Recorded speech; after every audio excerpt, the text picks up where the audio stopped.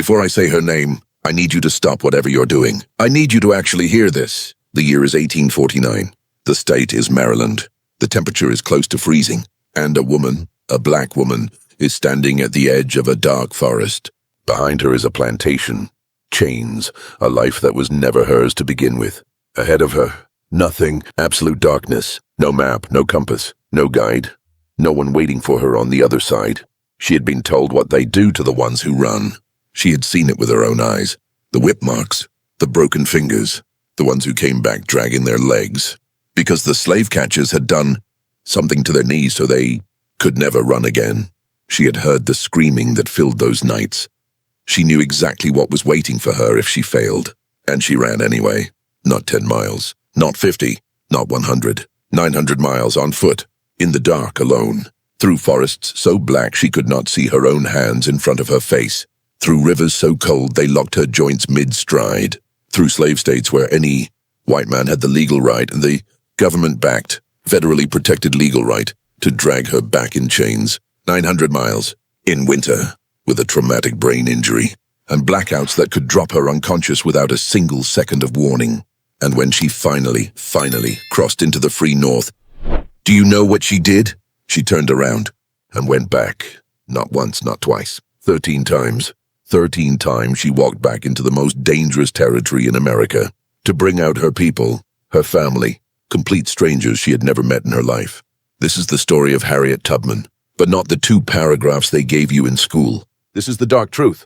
To understand Harriet Tubman, the real Harriet Tubman, you first have to understand the world that tried to break her.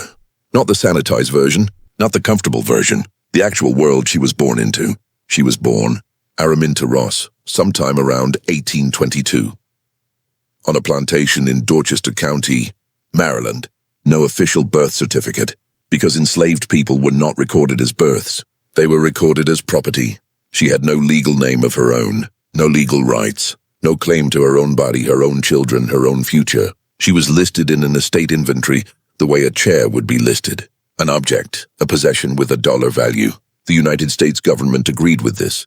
The United States Constitution protected this. Her mother was a woman named Harriet Ross, and I need you to hold that woman in your mind for a moment. Because without Harriet Ross, there is no Harriet Tubman. When Araminta was still a small child, a slaveholder came to the plantation and tried to take one of her siblings, to sell that child away from the family, away from everything that child had ever known. Harriet Ross stood in the doorway. She looked that man in the eye, and she told him, "You will take this child over my dead body." He backed down. An enslaved black woman with no legal rights whatsoever backed him down with nothing but the force of her will. That courage did not skip a generation. By age 5, Araminta was working, not playing, not learning her letters, working, carrying wood, scrubbing floors, minding other people's children. By age 7, she was hired out to neighboring farms, rented out like a tool that other people could borrow. One of the first women she was sent to. A woman history records only as Miss Susan used her as a night nurse.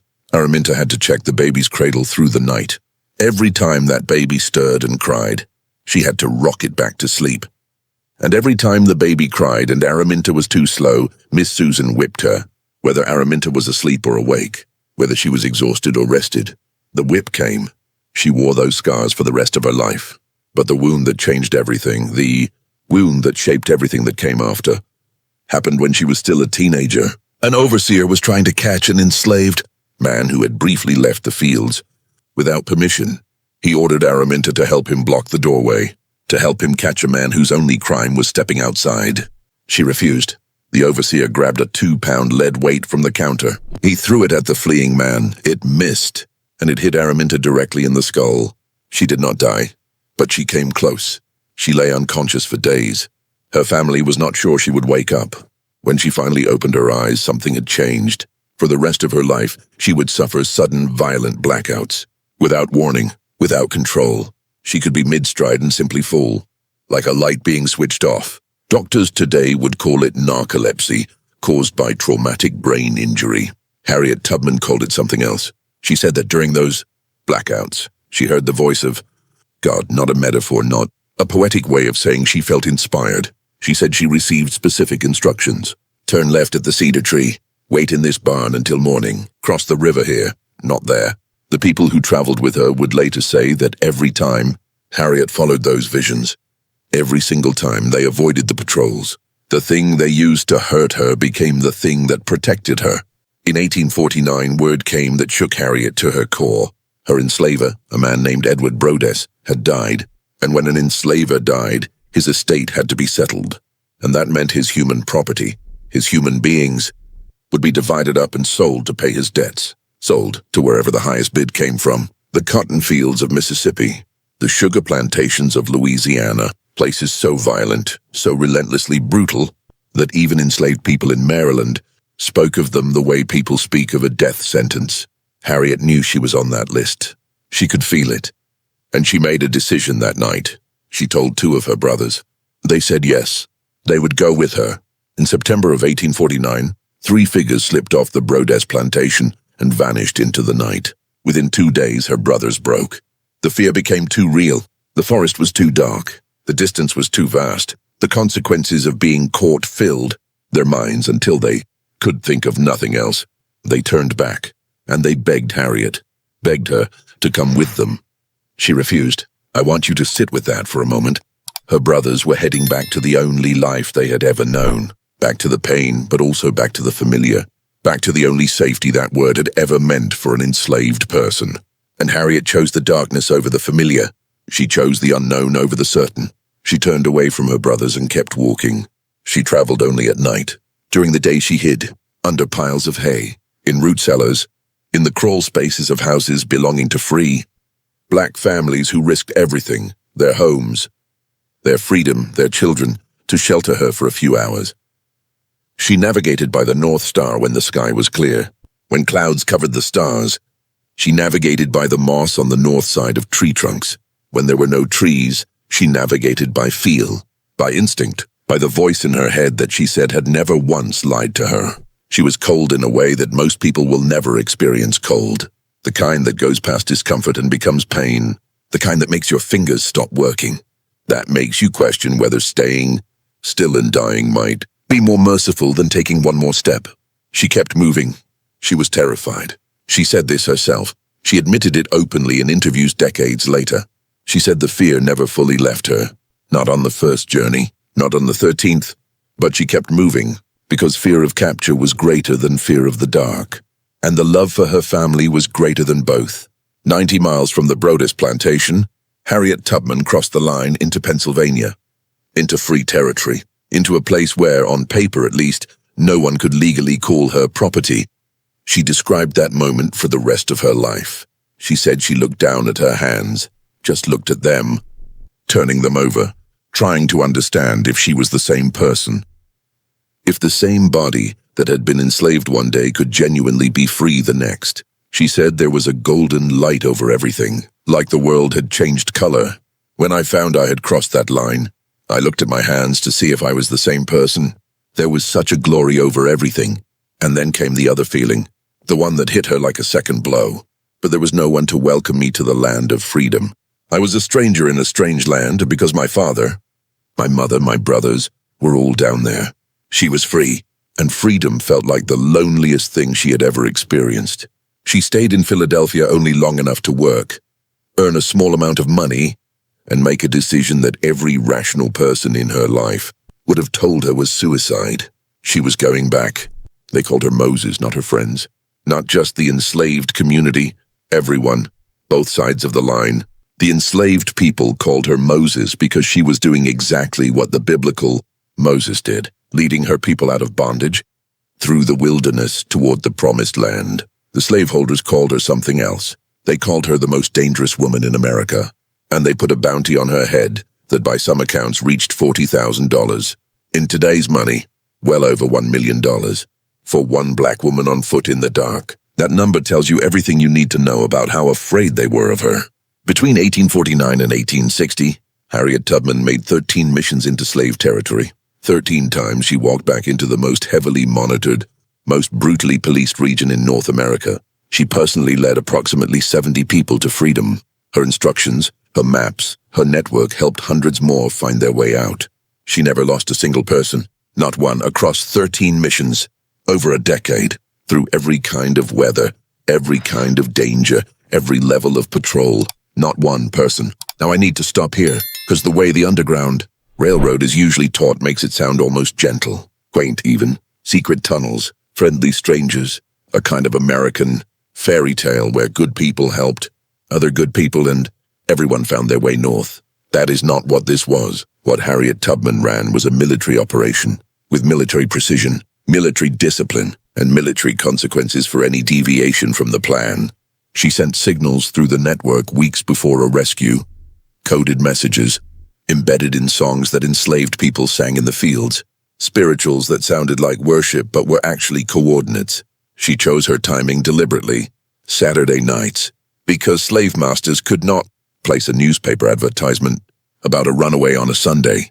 Newspapers did not run on Sunday, which bought a full extra day before the manhunt could officially begin. She disguised her groups, old clothing, props, forged papers. She once dressed a group of men in women's clothing to confuse anyone watching for a party of mixed escapees. And she carried a pistol, which she was fully prepared to use, not just against slave catchers and their dogs, against anyone in her own group who showed signs of turning back, because she understood something, brutal and true. One panicking person could get every single person in that group killed, captured, sold to the Deep South, which was a fate many considered worse than death. So when someone's fear became so overwhelming that they whispered, "Maybe we should go back," Harriet would press that pistol to their head and say, quietly, without emotion, "You will be free or you will die." She meant it, and every single person in every single group she ever led knew she meant it, and that is exactly why every single one of them made it. On one mission, the group included a newborn infant, a baby young enough to cry at any moment and betray the entire group to the patrols. Harriet sedated the child with paregoric, a common medicine of the era, and she carried that sleeping baby through miles of cold darkness in her own arms, never setting it down, never stopping. On another mission, she led her own elderly father, a man named Ben Ross, who could have been stopped and questioned at any point by any patrol. Harriet blindfolded him for the final miles, so that if he was ever caught and asked, "Did you see any runaway slaves come through here?" he could look his questioner in the eye and answer, honestly, "No, I have not seen a soul." A legal technicality, but in that world, a technicality that saved a life. This was the mind of Harriet Tubman, always thinking, always calculating, always 3 steps ahead of everyone hunting her. In 1850, the United States government made a move that sent shockwaves through every free black community in the North. President Millard Fillmore signed the Fugitive Slave Act into law. Let me tell you exactly what this law said, because I think it is important that you understand the government that Harriet Tubman was fighting against. The Fugitive Slave Act made it a federal crime, punishable by fine and imprisonment for any person anywhere in the United States to assist a runaway enslaved person.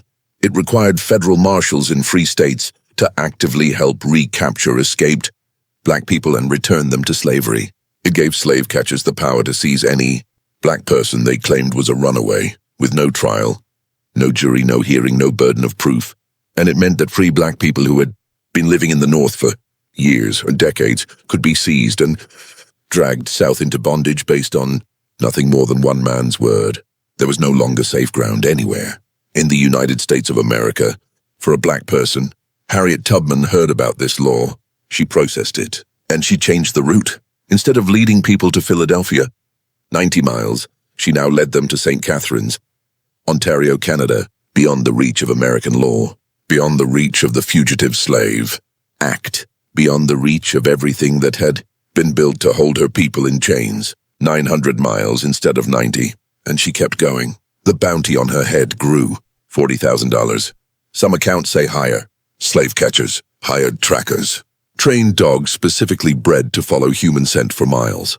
All of it hunting one woman. They never came close. Not once, in 13 missions, over a decade. She was not caught. She was not betrayed. She was not stopped.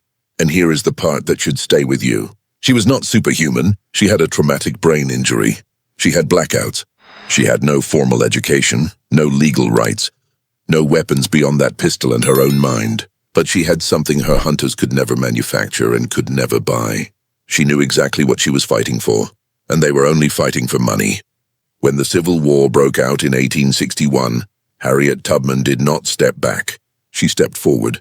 She was personally recruited, by Governor John Andrew of Massachusetts to serve the Union Army as a spy, a scout, and a military intelligence officer. Let that land. A black woman, in 1862, serving as a military intelligence officer, in a war being fought, in large part and over whether people who looked like her had the right to exist as human beings. She led a network of black spies operating deep behind Confederate lines. She could move through the South like smoke, because who looks twice at a black woman working in the Confederate South? She looked like she belonged. She knew the terrain. She knew how to read people. She knew how to move at night and leave no trace. She had been training for this work her entire life without knowing that was what it was. June 1863, the Combahee River, South Carolina. Harriet Tubman guided 3 Union Army gunboats through Confederate-controlled waters, at night, through territory. She had never personally traveled, but had mapped entirely through her intelligence network. She knew where the Confederate torpedoes, the underwater mines, had been planted in the river. Every single placement. She guided those 3 boats through without a single detonation. As the boats moved through the river, striking Confederate supply lines along the shore, over 700 enslaved men, women, and children ran to the banks and were taken aboard. 700 people. In a single night, Harriet Tubman became the first woman in American history to plan and lead an armed military raid. Not the first black woman. The first woman in American history, period. The United States government's response? They refused to pay her pension for 30 years after the war ended. 30 years. The same government she had risked her life to serve.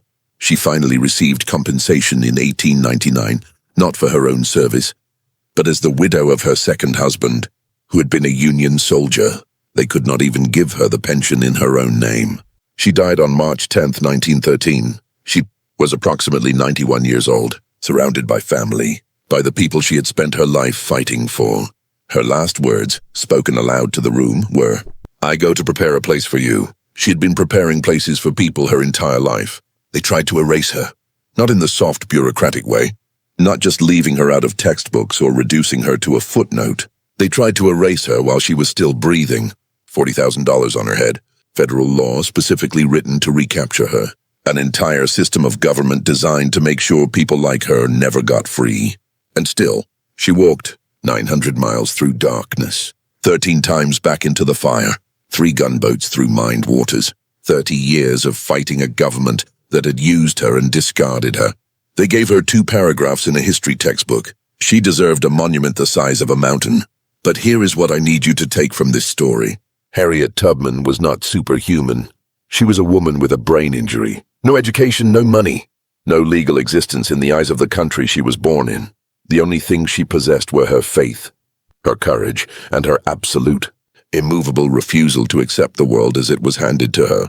So the next time the world tells you that you are too small, too poor, too broken, too far from where you are trying to go, I want you to remember a woman standing at the edge of a dark forest, with everything stacked against her, with every reason to stay, with every reason to be afraid, who chose the darkness over the chains, who walked 900 miles, who went back again and again for the people she loved, and never looked back. This has been Dark Truth. If this story moved you, drop her name in the comments. Share this with someone who needs to know her real story.